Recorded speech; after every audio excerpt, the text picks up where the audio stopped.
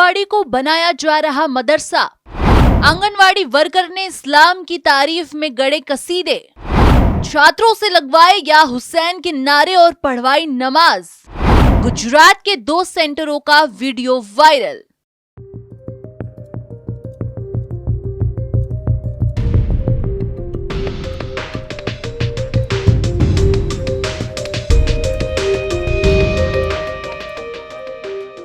गुजरात के जामनगर और वडोदरा में छात्रों को नमाज पढ़ाए जाने को लेकर बड़ा विवाद खड़ा हो गया है।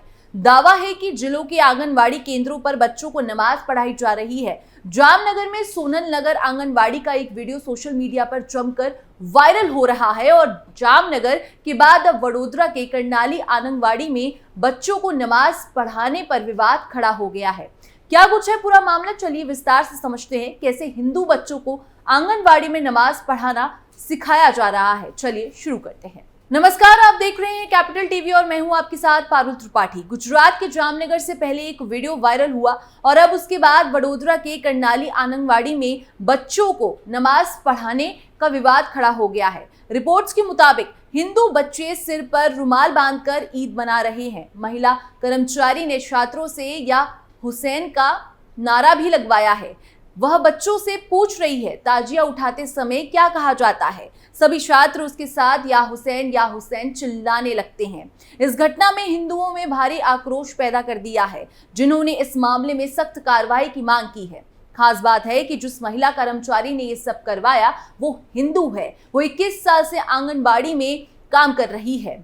पूरी घटना पर स्थानीय हिंदू संगठनों ने विरोध जताया है। इतना ही नहीं बल्कि वडोदरा के विधायक शैलेश मेहता ने भी इस घटना पर विरोध जताया है। विधायक ने घटना की जानकारी राज्य के शिक्षा मंत्री को दी है। इसके अलावा उन्होंने कहा है कि आंगनवाड़ी केंद्रों को मदरसा न बनाने दिया जाए। उन्होंने पूरे मामले में कार्रवाई की भी मांग की है। हिंदू बच्चों को कैसे सिखाया गया नमाज पढ़ना। वडोदरा के दाभोई स्थित कर्नाली आंगनवाड़ी में बच्चों को नमाज अदा करवाई गई। पाठ्यक्रम में ईद पर कोई पाठ न होने के बावजूद हिंदू बच्चों को जश्न मनाने का ये तरीका सिखाया जाने पर हिंदू संगठनों ने इसका विरोध किया है। आरोप है कि आंगनवाड़ी संचालिका ने बच्चों के सिर पर रुमाल बांधकर ईद मनाई और इस दौरान उन्हें नमाज अदा कराना सिखाया। स्थानीय हिंदू संगठनों ने घटना की सूचना शिक्षा प्राधिकरण को दी है और तत्काल कार्रवाई की मांग भी की है। पूरे मामले में विधायक शैलेश मेहता का भी बयान सामने आया है।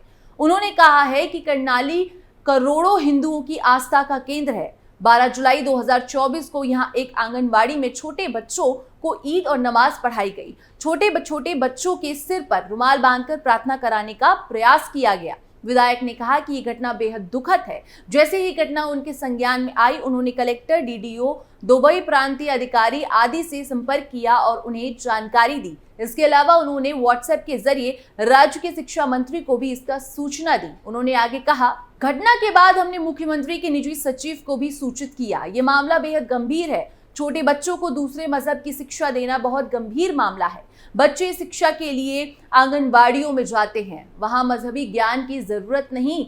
यदि वह धार्मिक शिक्षा प्राप्त करना चाहते हैं, यदि वह मुस्लिम है तो वो मदरसों में जाएंगे, लेकिन आंगनबाड़ियों को मदरसे में बदलने का चल रहा कार्यक्रम बर्दाश्त नहीं किया जा सकता है।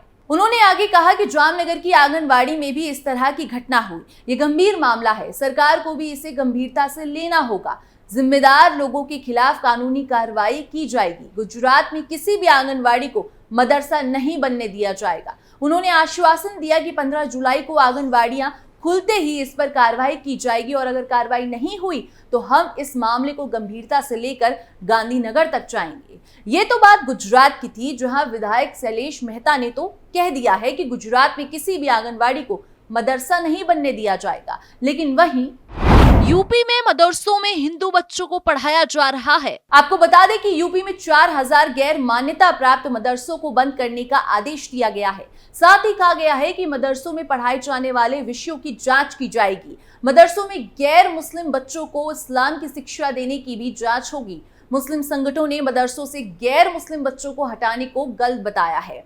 मुस्लिम संगठनों ने इसे धर्म के नाम पर विभाजित करने का आरोप लगाया है। राजस्थान में गैर मुस्लिम बच्चों के अभिभावकों में मदरसे में पढ़ने के लिए लिखित सहमति लेनी होगी। मदरसों को गैर मुस्लिम बच्चों को धार्मिक शिक्षा नहीं देने की लिखित जानकारी देनी होगी। ऐसे में सवाल उठ रहा है कि हिंदू और मुस्लिम बच्चों को मदरसों में एक साथ पढ़ना चाहिए या नहीं। देश भर के मदरसों में बच्चों की शिक्षा को लेकर चल रहे विवाद के बीच मदरसों में गैर मुस्लिम बच्चों के जाने पर भी बयानबाजी तेज हो गई। राष्ट्रीय बाल अधिकार संरक्षण आयोग के अध्यक्ष प्रियांक कानूनगो ने कहा कि मदरसों में इस तरह की घटनाएं समाज में धार्मिक वैर पैदा कर सकती हैं। एनसीपीसीआर के अध्यक्ष प्रियांक कानूनगो ने मदरसों में गैर मुस्लिम बच्चों को पढ़ाने और उनके संवैधानिक अधिकारों का हनन बताया। प्रियंक कानूनगो ने दावा किया कि हिंदू बच्चों को मदरसों में नहीं पढ़ाना चाहिए क्योंकि उन्हें वहां मुस्लिम धर्म की तालीम दी जाती है।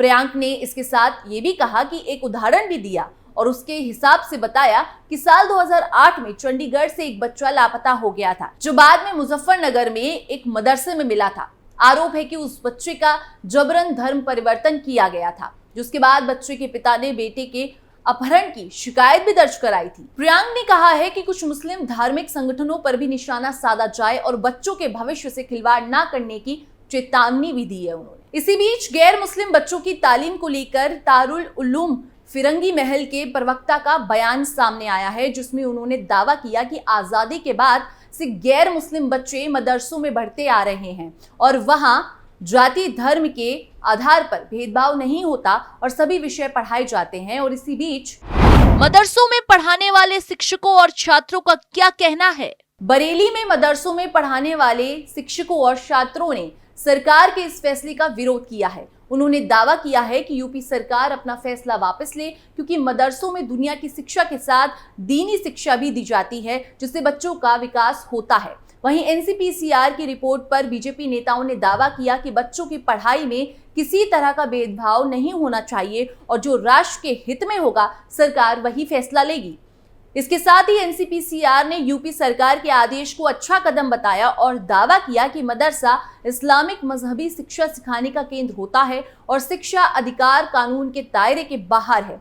ऐसे में मदरसों में हिंदू और अन्य गैर मुस्लिम बच्चों को रखना उनके संवैधानिक मूल अधिकार का हनन है। लिहाजा राज्य सरकारें भी गैर मुस्लिम बच्चों को स्कूल में पढ़ाएं। लेकिन एनसीपीसीआर के इस बयान से एक घटना याद आती है, जब यूपी के हिंदू बच्चों के स्कूल में पढ़ाई गई नमाज, परिवारों ने पढ़ी हनुमान चालीसा।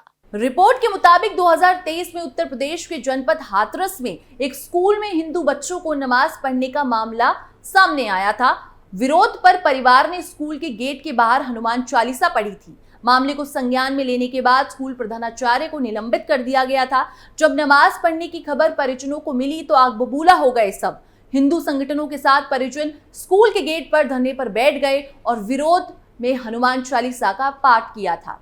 पूरा मामला अलीगढ़ रोड स्थित BLS इंटरनेशनल स्कूल का बताया जा रहा है। यहाँ स्कूल प्रशासन द्वारा हिंदू बच्चों को नमाज पढ़ाने का मामला सामने आया था। नमाज पढ़ाने की खबर परिजनों को मिली तो आग बबूला हो गए। हिंदू संगठनों के साथ परिजन स्कूल के गेट पर धरने पर बैठ गए और विरोध में हनुमान चालीसा का पाठ किया। कुछ अभिभावकों के हाथ में प्रधानाचार्य का शराब पीते हुए फोटो भी था। उनकी मांग थी कि जिला अधिकारी मौके पर यहां आकर स्कूल स्टाफ के खिलाफ कड़ी कार्रवाई करे। अभिभावक मनोज अग्रवाल ने बताया कि हमारे बच्चों के हाथों से कलावे हटा दिए गए, बच्चों को मेहंदी पर प्रतिबंध लगा दिया गया। उसके बाद बुर्का पहनकर फातिया पढ़ाया जाता है। हिंदूवादी नेता दीपक शर्मा की मांग थी कि स्कूल प्रबंधक पर कड़ी कानूनी कार्रवाई की जानी चाहिए। आंदोलन की सूचना मिलते ही पुलिस के साथ जनपद के आला अधिकारी मौके पर पहुंचे, तब सब कुछ शांत हो पाया। स्कूल प्रबंधन ने प्रधानाचार्य सोनिया समेत 2 अध्यापकों इरफान इलाही और कुंवर रिजवान को सस्पेंड कर दिया था। खैर, इस मामले में तो एक्शन लिया गया था, लेकिन अब गुजरात के वायरल वीडियो पर जो एक्शन लिया जाएगा वो तो वक्त ही बताएगा। इस खबर में बस इतना ही। बाकी देश और दुनिया की तमाम खबरों के लिए आप देखते रहिए कैपिटल टीवी।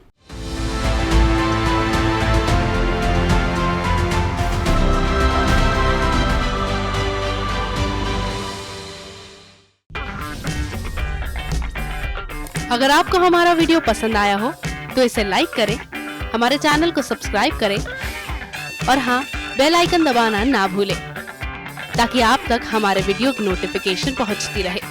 आप अपना सुझाव हमें कमेंट बॉक्स में दे सकते हैं। हमारे साथ जुड़ने के लिए शुक्रिया।